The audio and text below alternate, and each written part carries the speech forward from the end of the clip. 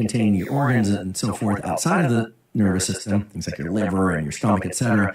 That's what we're going to talk about now, because nicotine has profound effects on the organs of the body that are separate from, but that occur in parallel at the same time as the effects of nicotine on the brain. So let's talk about what some of those effects are. When nicotine makes it into the bloodstream, again, within 2 to 15 minutes of ingesting it, depending on the delivery device, your heart rate will increase, blood pressure will increase, and the contractibility of the heart tissue will actually increase. So what that essentially speaks to is an increase in so-called sympathetic tone. And when I say that, I don't mean an increase in sympathy for others of the emotional sort. What I mean is an increase in the sympathetic activity of the sympathetic arm of the autonomic nervous system, which is a real mouthful and mindful of ideas, but all you need to know is that it's a generalized system that increases levels of alertness and physical readiness. So it makes you ready for action, makes you ready for thought.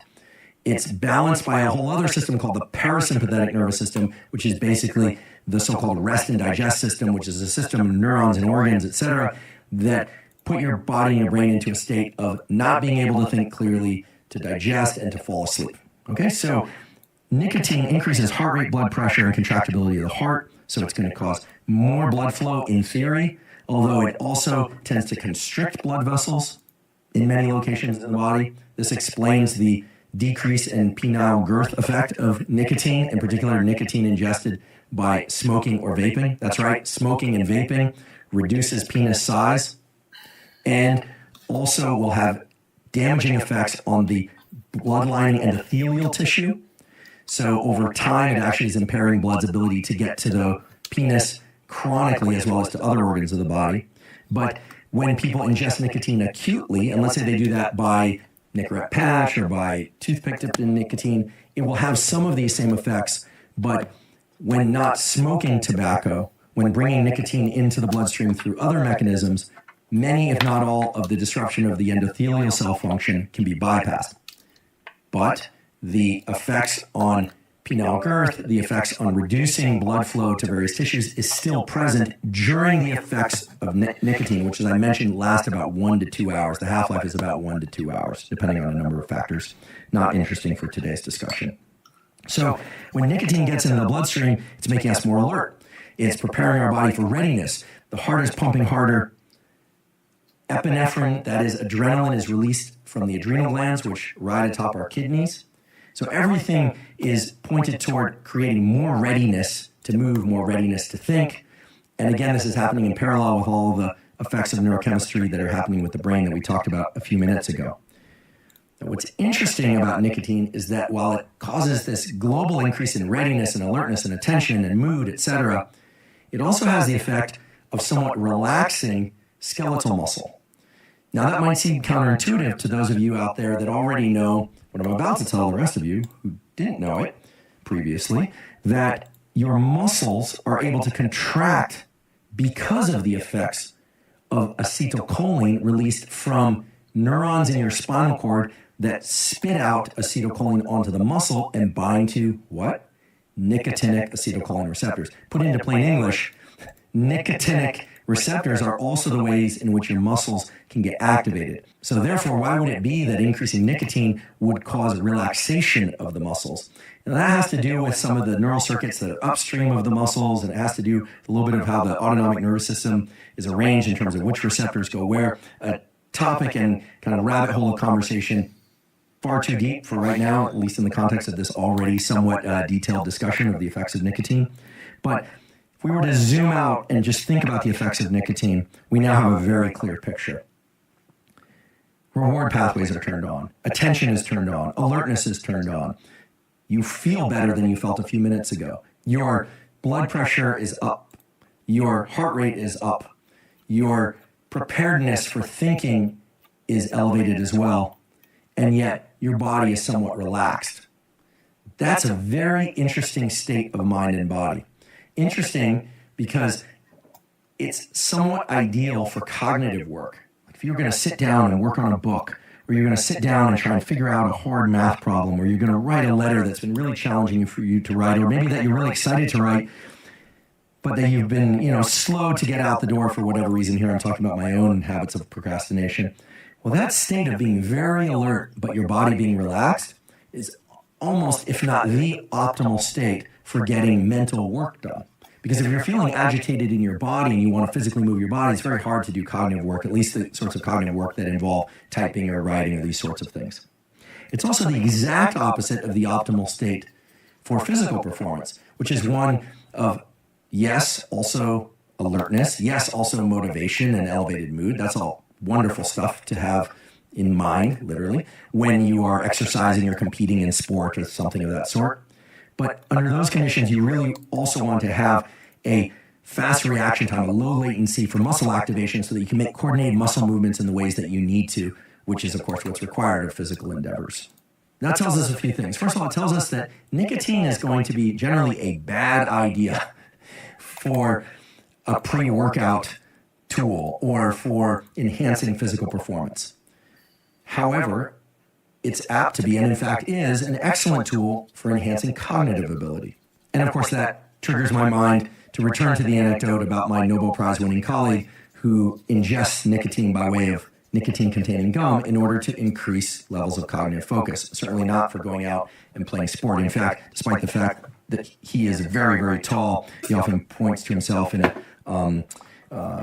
an appropriately funny way that, he, despite being on the basketball team of his high school, he's, probably the worst player that ever existed, and they only positioned him there because of his height. And I guess his head was designed to prevent balls from entering the basket. In any event, nicotine does seem to be very good at enhancing cognitive function, at least in the short term, which is not to say that it isn't without its side effects, which we will talk about. And again, those are side effects that are independent of smoking or vaping or other forms of ingesting nicotine. For instance, dipping or chewing tobacco is known to cause a 50-fold, yes, 50-fold increase in mouth cancers, things like leukoplakia, and just generally is terrible for your health. I'm sorry to break it to you, but if you're dipping or you're using snuff or things of that sort, certainly I'm not going to tell people what to do. That's not my role in life, but you are dramatically increasing the probability of an oral cancer or of a mucosal lining cancer of some sort. So it's not just that smoking and vaping are bad for your health. These other forms of delivery for nicotine can be bad for your health as well. And whether or not ingesting nicotine by way of nicotine-containing gum or patch or toothpick or other method is dangerous for other reasons is a discussion that's important. Right now, it appears that provided the dosages are kept reasonable, we'll talk about what reasonable means a little later, and the frequency is kept relatively low, so not relying on these things constantly, there may in fact be some benefit to ingesting nicotine from time to time, provided that you are not still developing your brain. Now, in reality, neuroplasticity goes on throughout the lifetime. Your life is actually one long developmental arc. It's not like development occurs and then stops.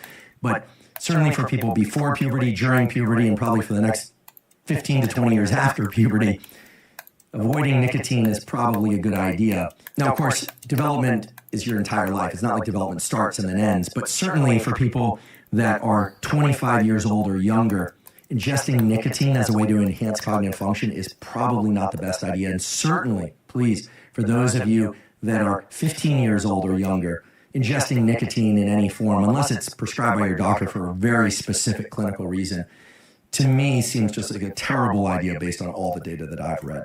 And the reason for that is it's going to create a scenario of nicotine dependence in order to achieve heightened levels of mood and alertness, etc. And that's bad. What we're effectively talking about is an addiction for nicotine directly, not necessarily the delivery device method like smoking or vaping, although it could pull that in as an addictive or habit-forming behavior as well.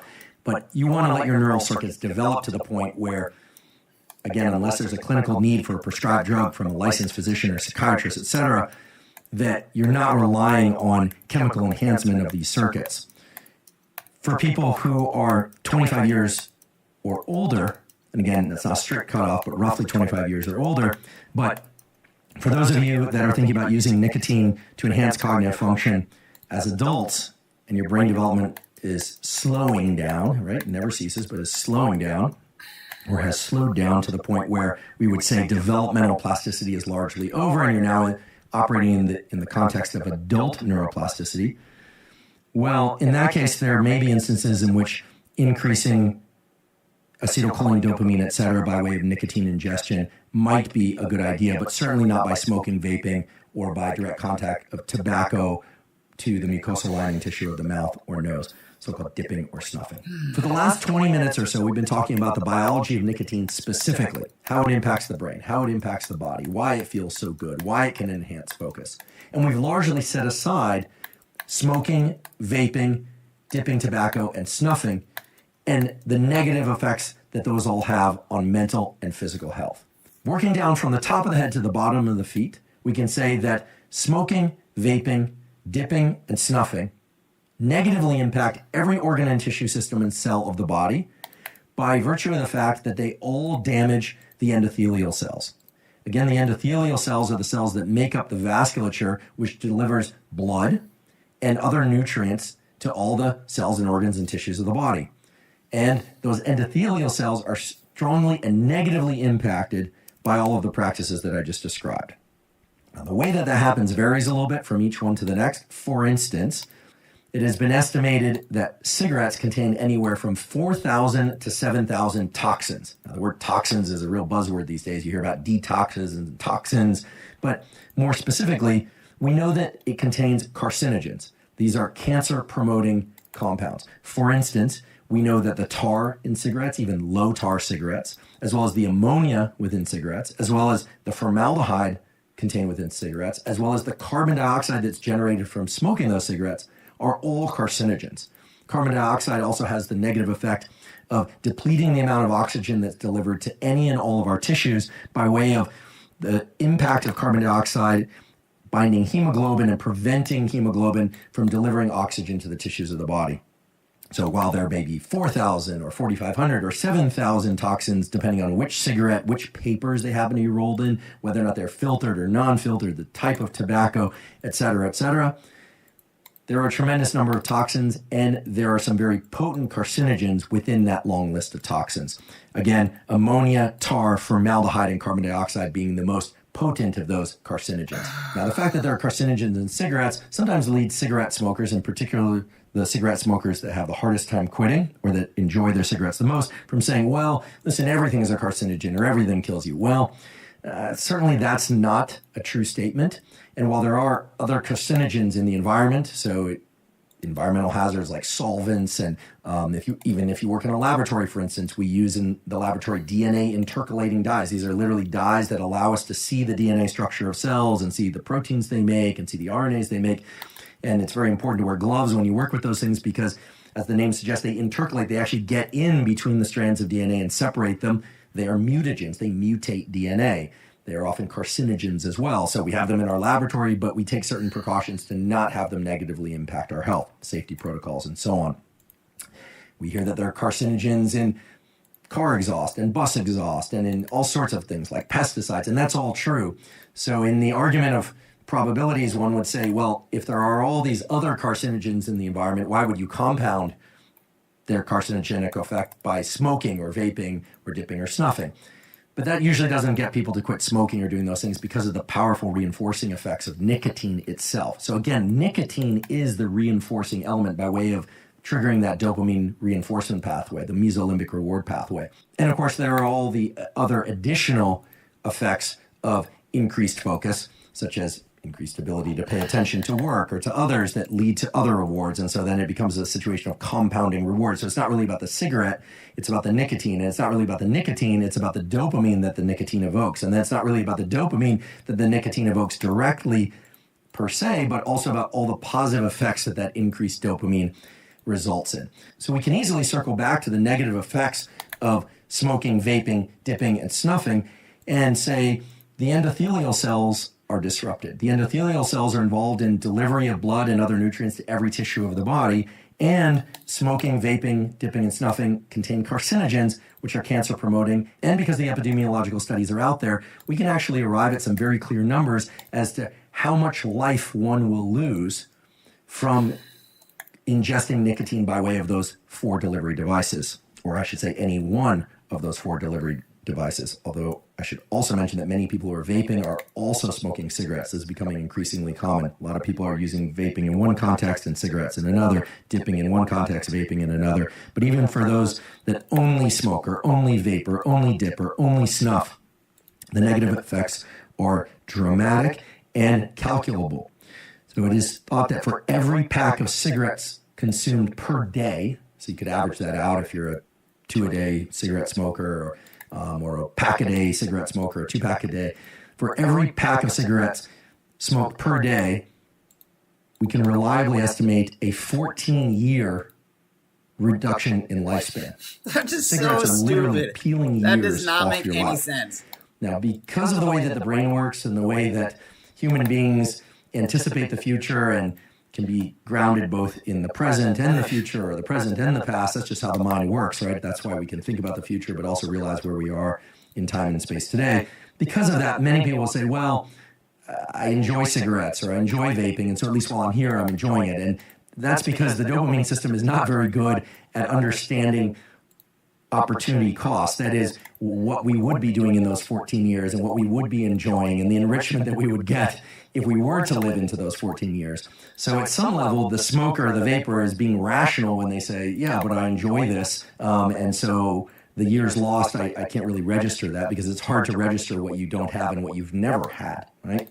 On the other hand, we can also point to the statistic that there is this 50-fold increase in mouth cancers from dipping, and there are nasal cancers as well that are greatly increased by snuffing, and from smoking. And now we know, based on data from vaping, that the endothelial cell damage and the direct effects of damage to the lungs from tars, and even if people are vaping, which tends to have lower tars than do cigarettes, even for people that are vaping, greatly increased probability of stroke, of peripheral vascular disease. So this is peripheral pain, because remember, blood is delivering not just blood, but other nutrients, and it's clearing things out from tissues. So there's an accumulation of literally toxins and debris that cells generate all the time, which is healthy, but then normally is cleared away by the endothelial cells and by other cell types of the immune system.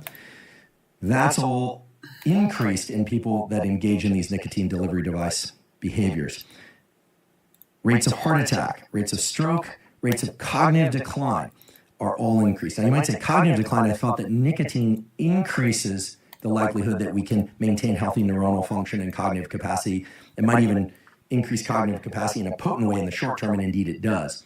However, cigarette smoking and vaping are now known to dramatically decrease cognitive function, because one of the key things about the brain is that it is the most metabolically demanding organ, which means it consumes a lot of glucose, or even if you're ketogenic, you need ketones.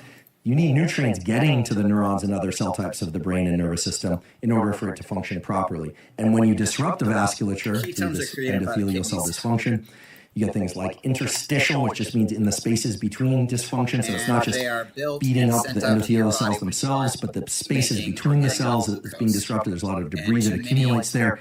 And as a consequence, the brain just simply will not function as well. So you start getting short-term memory lapses, you start getting working memory lapses. Working memory is the sort of memory if someone tells you their 7-digit phone number. Typically nowadays people just share their info, but a 7-digit phone number or a sequence of numbers or an address, and your inability to remember that. So you're walking back to the kitchen sink and you can't remember what you were trying to remember just a short moment ago. That's working memory. Working memory suffers. Long-term memory, projective or interrograde memories into the future. How can you remember things in the future that haven't occurred yet? Well, this is more of a memory for future plans or ideas and planning for things that are to come. So what we can very reliably say is that currently more than 1 billion people consume tobacco in order to get their nicotine, because that's really the reinforcing element within tobacco. More than 1 billion people consume tobacco in the form of cigarettes every day. A growing number of people, more than 500 million people now, are starting to vape. The estimates range from 200 million to 500 million, and there's a lot of debate about this because a lot of people are hybrid smokers and vapors, meaning they do one or both, depending on time of day and location, as I mentioned before. But now you start to see how you can get to the number that billions of people are consuming tobacco, because of course you also have your people people that are dipping and you have people that are snuffing. And as I mentioned before, you have people that are engaging in multiple of these behaviors. So billions of people on planet Earth, anywhere from 1/8 to 1/4 of human beings. Incredible, right? Anywhere from 1/8 to 1/4 of human beings are consuming tobacco in one form or another in order to get their nicotine one way or another. And as a consequence, are peeling years off their life, dramatically increasing the probability of cancer, stroke, heart attack, peripheral neuropathies, brain dysfunction, meaning cognitive dysfunction, memory impairment, sexual dysfunction. There are a number of studies that have looked at increases in cortisol, and while minor, those increases do exist, decreases in growth hormone, and while minor, those decreases exist. But even setting aside the negative impact on endocrine, on hormone factors, it's very, very clear that smoking, vaping, dipping, and snuffing are among the worst things that we can do for our health, right? They are among the leading causes of preventable death and debilitating life conditions, which may lead you to the question as to why in the world would people do this? Well, it turns out most of them don't want to. In the best surveys that one can find of if you could quit smoking, if you could quit vaping, would you? What you find is that at least for cigarette smokers, 70%, 70, want to quit. They would love to quit, and yet they find that to be exceedingly difficult.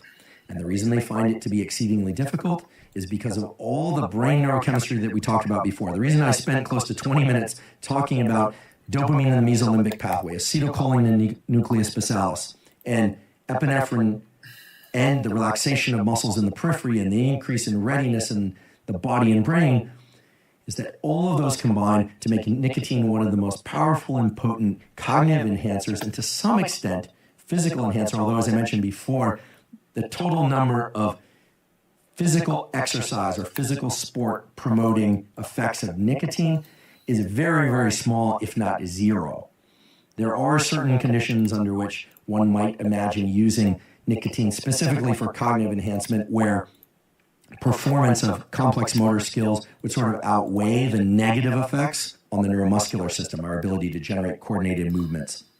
There's actually an excellent study looking at the effects of nicotine, not by smoking delivery, but by a different delivery mechanism, in which they looked at performance of hitters in baseball. The experiment was kind of an interesting one. Even though these were fairly skilled baseball players, what they had them do was hit a ball off a tee. As I recall growing up, and admittedly I didn't play much baseball, but you start off on T-ball, and then you would go, I think it was to pitching machine. Then they would use actual pitchers who throw the ball. But in this case, it was a couple of different baseball-related tasks. They'd have people hit the ball off a tee, but they had to direct that hit toward a ball atop another tee. So it's fairly precise targeting that's required in order to knock that ball off the other tee. So this is an activity that involves not just motor output, but coordinated motor output. And not just coordinated motor output, but directed coordinated output that requires some, as we would say, top-down processing. Right? This isn't the kind of thing that can be done reflexively. This is the kind of thing where the forebrain, the prefrontal cortex in particular, has to be heavily involved in order to suppress certain actions and then create other actions. So the basic takeaway of the study is that nicotine delivered by way of nicotine gum, not by smoking, dipping, or snuffing, was able to increase cognitive performance and motor output. So a rare circumstance where a specific set of demands that involve both cognitive engagement and physical engagement showed a slight but significant improvement. But again, in most cases, nicotine is just simply not going to improve physical output if it's delivered through a smoked cigarette, through vaping, through dipping, or through snuffing. So if all these behaviors are terrible for essentially every aspect of our health, frankly, I mean, when you look at the literature, it's terrible for pregnant women, it's terrible for kids, it's terrible for older people, it's terrible for younger people. I mean, you really cannot find a scenario in which smoking, vaping, dipping, or snuffing are good for us, and yet people like the effects on the brain and they feel quite addicted to them. Even if they say they're not, most of those people would be unwilling to give up their practice of nicotine delivery for more than a few hours. In fact, if you look at the effects of withdrawal, and we are going to talk about what withdrawal of nicotine looks like, what you find is that as soon as 4 hours after the last ingestion of nicotine by way of cigarette or vaping or dipping or snuffing, what people start to experience is some agitation, craving for nicotine, of course. And while craving is kind of a vague concept, it's actually a very specific biological mechanism. It's the drop in dopamine that's starting to occur, so much so that there's a drop in dopamine below baseline. That is, the increase in dopamine that would normally be experienced from smoking, vaping, dipping, or snuffing is now not happening. And in fact, the levels of dopamine are dropping below where they would have been even without performing that behavior. So that's what craving is, and withdrawal is an increased sense of that craving, as well as a lot of negative stuff like stomach aches or nausea or irritability, and often collections of all of those. So because these nicotine delivery approaches are so terrible for our health, and also because as many as 70% of people who smoke would like to quit, but either feel they can't because they've tried and failed repeatedly often, or because it's just too scary, meaning the reinforcing properties are too strong and therefore they can't imagine living without them, or the withdrawal effects are too strong and they can't imagine living with those, well then, is there hope for quitting smoking, vaping, snuffing, or dipping? And the short answer, fortunately, is yes. There are excellent ways to do that, and some of them are single event treatments. And we're going to talk about those shortly. But before we do that, I want to highlight one very brief point, which is that nicotine is not the cause of cancer. Nicotine is not the carcinogen. It's the other things in tobacco or associated with the nicotine delivery device that are causing cancer, and I should mention the other negative impacts on our health, in particular by way of disrupted endothelial blood vessel function. Now that leads us to this issue of vaping, because as many of you know, and probably are thinking as I've been delivering this information, people don't vape tobacco. The way that vaping pens are designed is that it includes some liquid, it involves heat, and it does not involve the burning off of tobacco. In fact, there's a constant updating of the engineering of these vape pens so that they can be very low heat. In some cases, they use even non-heating approaches to vaporize the nicotine and allow it to enter the bloodstream very quickly. I must say, in a lot of ways, vaping resembles crack cocaine. The reason why vaping and crack cocaine are so similar is the speed of entry of nicotine into the bloodstream. This isn't an episode about cocaine, but I just want to very briefly touch on some of the delivery routes for cocaine because they parallel a lot of the delivery routes for nicotine, and we can learn a lot about drug pharmacokinetics and dopamine if we look at the parallels between cocaine and nicotine. I'll preface this by saying cocaine is a terrible drug. It is actually a Schedule II drug in the United States, which means that it has very, very limited, yet still present medical application, mainly as an anesthetic in certain laboratory and hospital conditions. But aside from that, it's very clear that cocaine is one of the most debilitating drugs that humans can use because of the way that it impacts the dopamine system. And it basically creates a loop whereby the only thing that can really trigger dopamine release is cocaine. And as I've said before, the way that I define addiction is it's a progressive narrowing of the things that bring people pleasure. Cocaine certainly falls into the category of addictive drugs, strongly addictive drugs.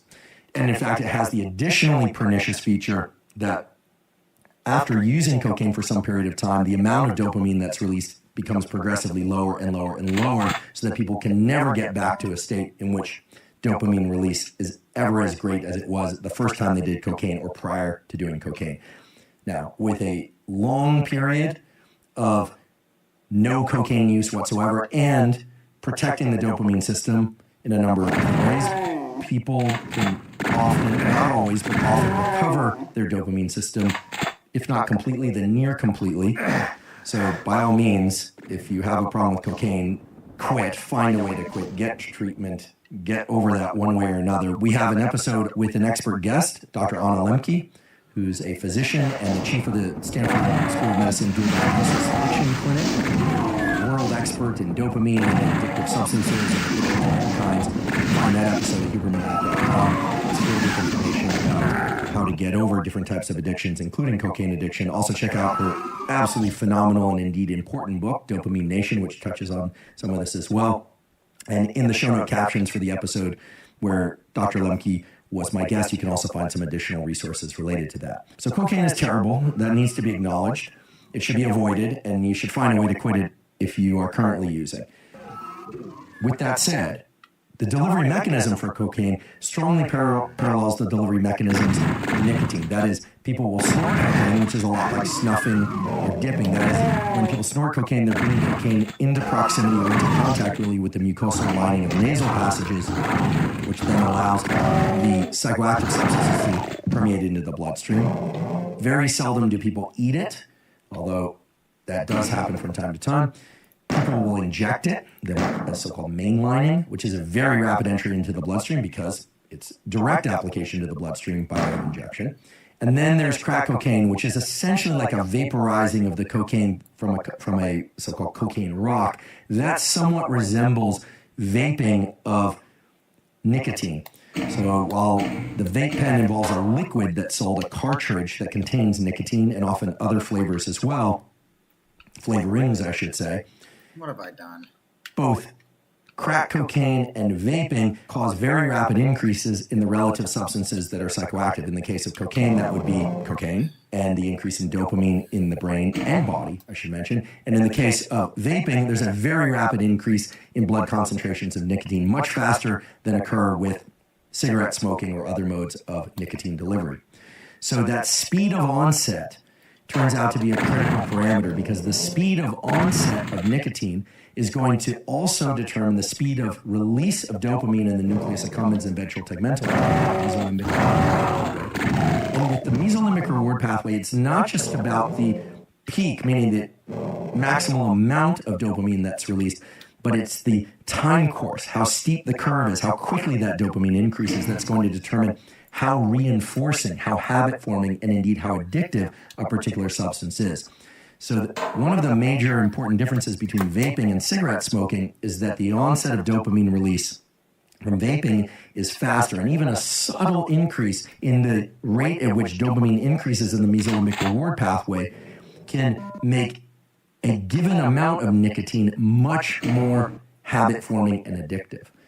Now, this probably explains the fact that many, many more people, in particular young people, aged 25 and younger, are vaping at phenomenal rates now. People are starting to vape just about everywhere. You see this in restaurants, you see it on the street, indeed you even see it in the classroom. You know, this has actually become sort of sport of sorts. It's certainly not something I encourage. In fact, when I learned about this from a college student, new college student, who's telling me that many college students are actually bringing vape pens into the classroom. I think this is also happening in high schools and even junior high schools. This is a really concerning practice. Here, I'm not trying to come across as the anti-vaping crusader, but I must say, given the negative effects on one's health in the long term, but also given these exceedingly powerful reward properties of nicotine entering the bloodstream quickly and dopamine being released very quickly from the mesolimbic reward pathway, what we're seeing out there makes total sense. Young people's brains are essentially getting wired to the expectation that dopamine is going to be increased dramatically and quickly under their control, except it's under their control only in a very narrow set of circumstances. Recall the definition of addiction, a progressive narrowing of the things that bring you pleasure. And we can change that statement to also say a progressive narrowing and specific kinetics, that is, specific time course of the things that bring you pleasure. Now, that's a bit of a nerdier statement than a progressive narrowing of the things that bring you pleasure, but what we're going to see in the next few years, I believe, is an entire generation of young people for which a very large percentage of them are going to be seeking out a pattern or feeling, because to the person taking it, they're not looking at their dopamine levels rising in their blood. They're experiencing this as an increase in focus, an increase in alertness, an increase in mood and well-being that is very rapid, very dramatic, and that simply cannot be recreated by any other substance. And that's a very concerning scenario. Concerning because that mesolimbic reward pathway is the only pathway by which you can achieve the rewarding properties of any kind of endeavor. Not just vaping, of course, It is the way in which people achieve satisfaction from reaching a relationship goal, or an athletic goal, or an educational goal, any kind of goal or sense of satisfaction. And so it comes as no surprise that vaping is strongly associated with increased levels of depression, especially when vaping use drops off. Why would that be? If people are getting so much more dopamine so much more quickly from vaping, shouldn't they be feeling better? That brings us back to the critical and I should say defining feature of the dopamine reward pathway for motivation and well-being, which is that initially a given substance will cause, let's say, an 8 out of 10, again, arbitrary units, but 8 out of 10 increase in dopamine.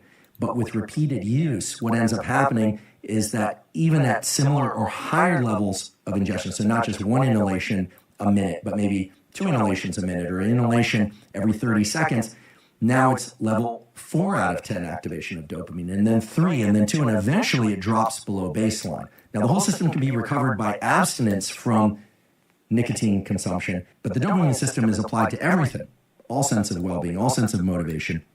So during the period in which one is abstaining from nicotine, and vaping in particular, people do not feel good. They feel miserable. That's why it's called withdrawal. It's associated with a bunch of psychological and physiological symptoms that all lead back to trying to get to the same levels of dopamine release in the same patterns that were experienced when one initially started vaping. So I'm not trying to paint a dark picture here, but frankly, the picture is very dark. I'm very concerned about a practice of ingesting something that powerfully modulates the dopamine system with the sorts of kinetics that one sees from ingestion of crack cocaine in young people that has all these other negative health effects that in the short term is very powerfully rewarding, increased focus, well-being, etc., but that over a very brief period of time leads to a state in which the entire dopamine reward system is impaired and can become permanently impaired unless one intervenes in a very deliberate way. So people are directly controlling the rate of dopamine and the frequency of dopamine release by the duration and frequency of inhalations. And that's an incredible thing because what it does is it sets up the mesolimbic reward pathway for an expectation that dopamine will be delivered on that schedule. So that's one of the things that makes vaping in particular so hard to quit. Vaping is actually harder to quit than cigarette smoking for most people. Does that mean that cigarette smoking is fairly easy to quit for most people? No. 70% of people who smoke cigarettes report that they would like to quit if they thought they could. The success rate of quitting smoking when people try to go just cold turkey, just quit with no assistance whatsoever, they might tell their family and friends, hey, I'm quitting, that's it, is exceedingly low. It's 5%. So 5% of the people that say, that's it, I'm not smoking again, despite cancer diagnosis, I'm not smoking again despite the fear of the negative health effects. I'm not going to ever smoke again despite the financial cost, the health cost. I mean, I could list off a huge number of things that it does that are negative, but you already know these or you've heard them. It makes your skin worse. It, as I mentioned, it lowers libido. It disrupts hormones. It disrupts vascular function, brain function. It does all these terrible things, and yet most people who try and quit simply can't. And of the 5% that succeed in quitting, a full 65% of them relapse within a year. So that's a very depressing picture. But it's not to say that people cannot quit. In fact, they can. There are a couple of methods that have been shown to help people quit. Some are behavioral, and some are pharmacologic. I just want to touch on the behavioral ones first, because it turns out that there's a quite powerful method for quitting nicotine ingestion by way of cigarette smoking, which also carries over to vaping. This is beautiful work that's been done by my colleague, in fact, close collaborator, although I was not involved in the research that I'm about to describe, at Stanford, and his name is Dr. David Spiegel. He is our Associate Chair of Psychiatry. He's been a guest on the Huberman Lab podcast, and he is a world expert, if not the world expert, in the clinical applications of hypnosis. Now, when I say hypnosis, a lot of people think stage hypnosis, which is the hypnotist trying to get people to do certain things and say certain things, not necessarily against their will, because they actually have to agree, but the hypnotist is dictating what the person thinks, says, and does. Clinical hypnosis is vastly different from that. Clinical hypnosis is where the person, the patient, actually directs their own brain changes toward a specific emotional or behavioral goal. Work from Dr. David Spiegel's laboratory, done in 1993, but that now has been repeated many, many times and is carried over into some more modern studies. And will provide links to those studies in the show note caption so that you can access them. Those studies have shown that using a specific form of hypnosis, people can achieve complete and total cessation of cigarette smoking, and there's no reason to believe this doesn't also carry over to vaping, through one single hypnosis session. And the success rates are incredibly high when one considers that normally it would be only a 5% success rate. The success rate with this particular hypnosis, developed at Stanford School of Medicine by Dr. David Spiegel, is 23% of people who do this hypnosis one time succeed in quitting smoking. Now, in the old days, which actually wasn't that long ago, before the advent of smartphones and before the internet took off to the extent that it has now, this was done by having someone come into the clinic, and Dr. Spiegel himself or one of his colleagues would take somebody through the hypnosis. Nowadays, you can access this hypnosis. There's a wonderful app that was developed by Dr. David Spiegel and others. It's called Reveri, R-E-V-E-R-I. I've talked about this app a few times on the podcast before because there are hypnosis scripts within the app for enhancing sleep, for improving ability to fall asleep if you wake up in the middle of the night, for focus, and a number of other behavioral and emotional changes. There's also a function in the Reveri app for smoking cessation, which exactly parallels the sort of in-laboratory and in-clinic approaches that Dr. Spiegel would use were you to show up at his clinic or in his laboratory. And since that's not possible for the large number of people out there, if you or somebody else is trying to quit smoking or vaping or dipping or snuffing for that matter, I strongly encourage you to check out the Reveri app. You can find it easily by going to reveri.com. It's available in various formats. Some of it is available free, some of it is behind a paywall. But given the tremendously negative impact of smoking, vaping, dipping, and snuffing, the hypnosis for smoking cessation that Reveri has seems, at least to me, as a very powerful and worthwhile resource. So please check that out if you're somebody who's trying to quit ingesting nicotine by any of the four methods that I just described. Now, of course, there are other methods that people have used to successfully quit smoking or vaping or other forms of nicotine delivery. And there's actually an excellent review on this topic. So before diving into a few of the specifics about some of the pharmacology of using nicotine itself to quit smoking or nicotine itself to quit vaping, or the use of various things, even SSRIs, antidepressants, to quit smoking or vaping, I just want to point you to a review article that if you'd like to get a complete survey of all the options that are available, there's an excellent review on this. It was published just a couple of years ago in 2020. The title of the article is Pharmacologic Approach to Smoking Cessation, an updated review for daily clinical practice. And even though this is mainly focused on smoking cessation, it carries over quite nicely to vaping. And it details a number of statistics, the fact that every year, 700,000 or more people die because of smoking-related diseases. So there again, you have the negative health effects, that younger people are smoking, that women are smoking more nowadays, and that even though you see less smoking typically in the US and Canada, and even in Northern Europe, some places, that still many, many people are smoking who would like to quit, but that 75% of people, at least according to this review, earlier I said 70%, but estimates are as high as 75% of people who try to quit smoking relapse within the first week. The first week, they just go right back to it. That's how powerfully reinforcing the nicotine is. Remember, it's the nicotine in the cigarette that's powerfully reinforcing, but it's also the oral habit, the motor habit. There is this thing about density of sensory receptors in the lips. People like bringing things to their lips. Food, cigarettes, other lips in some cases, etc. There is a reinforcement pathway related to that for sort of obvious adaptive reasons. And as a consequence, there is a reinforcement both from the behavior and from the dopamine released from the nicotine itself. And as I mentioned earlier, from the positive reinforcement that comes from increased focus. So the money that you make through work or your attentional ability or the fact that you're alert and people feel you present, all of that funnels back into positive reinforcement, behavioral reinforcement, and then what we would call addiction. So this review covers all of that and then steps beautifully through nicotine replacement therapy and various compounds, several of which I'm going to talk about now, which have been shown to increase that number that we talked about earlier of only 5% of people who try to quit with no other support, pharmacologic or hypnosis or otherwise, just say, that's it, I'm not going to smoke again or I'm not going to vape again. Only 5% of people succeed in doing that. And even among those, many end up relapsing later. There are a couple pharmacologic approaches. One of the main ones that's received a lot of attention in recent years is bupropion, sometimes referred to by its commercial name, Wellbutrin. Now, bupropion is a compound that increases the release of dopamine and to a lesser extent epinephrine and some other neurochemicals as well. It's used for the treatment of depression and for smoking cessation. Now, I want to point out again, I'm not a psychiatrist, so I'm not telling you to take bupropion, aka Wellbutrin, but I'm going to give you a little bit of the contour of what's typically done in terms of bupropion administration to help people get relief from some of the withdrawal symptoms of trying to quit smoking or vaping or other forms of nicotine ingestion. Typically, bupropion is taken in 300 milligram per day doses divided into 2 dosages of 150 milligrams each, or sometimes there's a slow release formula.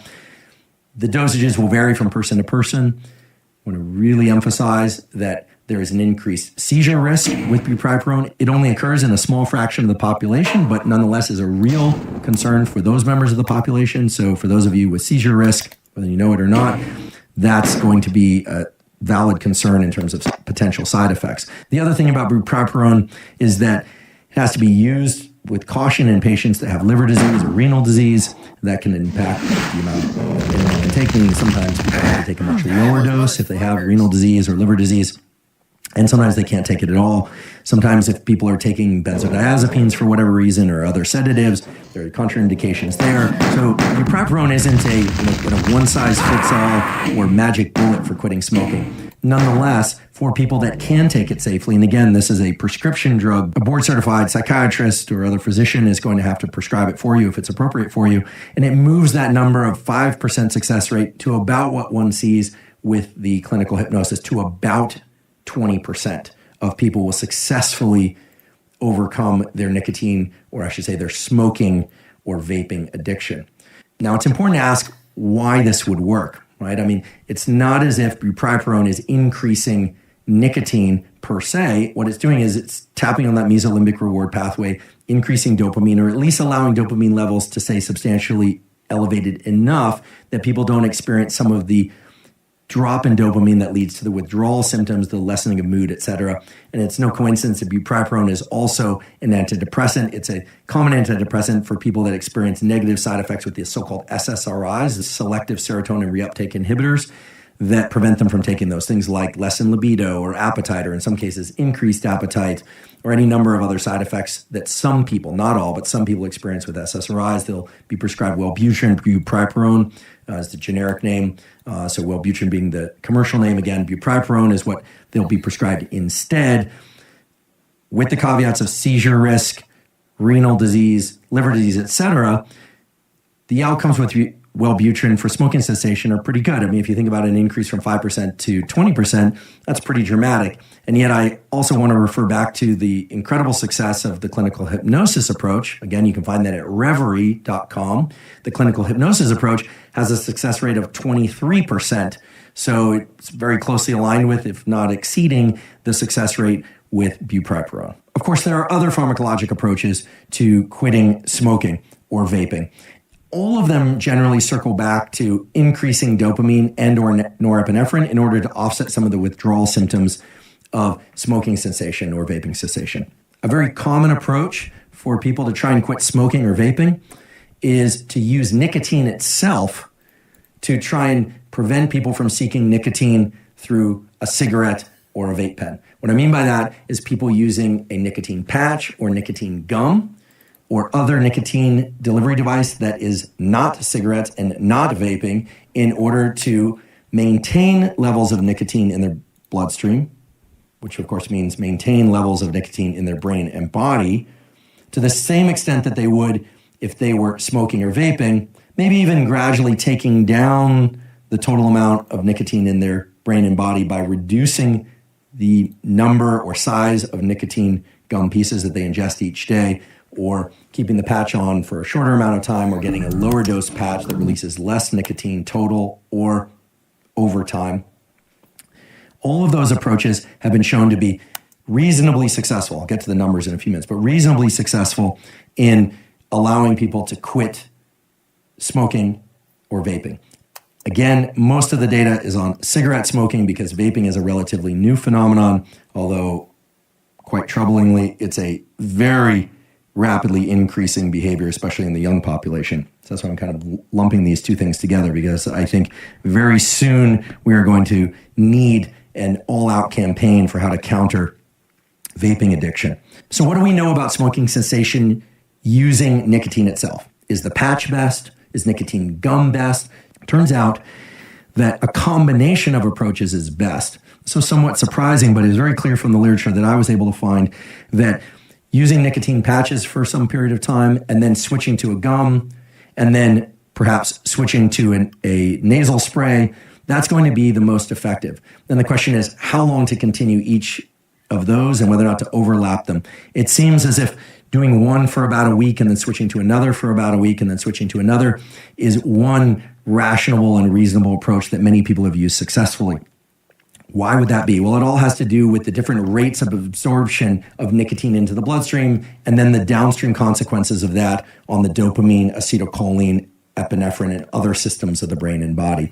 And while there hasn't been an extremely detailed study of the exact kinetics of how the nasal sprays versus the transdermal patches versus the gums, et cetera, work, there's a logical structure to it that will immediately make sense to you. First of all, the transdermal patches provide a fairly steady state dopamine release across the day, and oftentimes people are wearing them at night as well. This is relevant because if people are ingesting nicotine by way of smoking and vaping, hopefully they're not waking up in the middle of the night just to smoke or vape, or believe it or not, some people do that. But of course, while people are asleep, they are not smoking or vaping. They always tell you don't fall asleep with a cigarette in your mouth, you burn the whole house down. But exceedingly rare to have people who are smoking in their sleep. So people wake up in the morning, and because the half-life of nicotine from smoking or vaping is very short, anywhere from 1 to 2 hours, they're essentially in a state of withdrawal at the point where they wake up in the morning. How can I say that? Well, remember, withdrawal sets in about 4 hours after the last ingestion of nicotine by cigarette or by inhalation from the vape pen. So people are waking up in nicotine withdrawal and then immediately going into the behavior of ingesting nicotine, or very soon after waking for most people.